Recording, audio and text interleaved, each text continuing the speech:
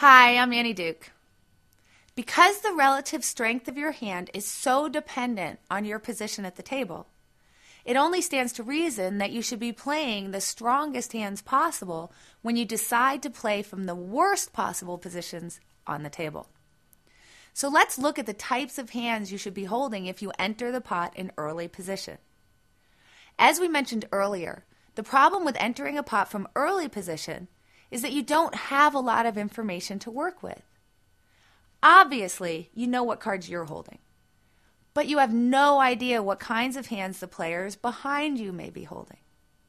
So before you opt to put money into the pot with 6 or 7 players left to act behind you, you should be confident that your hand is strong enough that you would call a raise with it if someone had raised in front of you, or that the hand is strong enough that you could re-raise with it for value. Ideally, we are looking to play only premium and very solid hands, like pairs that are above 7s, ace-king and ace-queen, and perhaps ace-jack suited when we're in early position.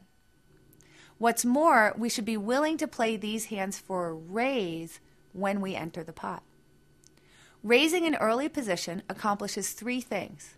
First, it tells our opponent that we have a strong hand that they should respect.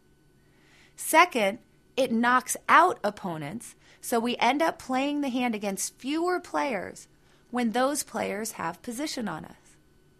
And third, it gives us the lead in the hand, meaning that players with more marginal hands are less likely to raise us before the flop and are more likely to fold to us if we continuation bet after the flop. In the earliest stages of the tournament, when your opponents tend to be playing looser, you really shouldn't be playing anything more than the strongest range of these hands in early position.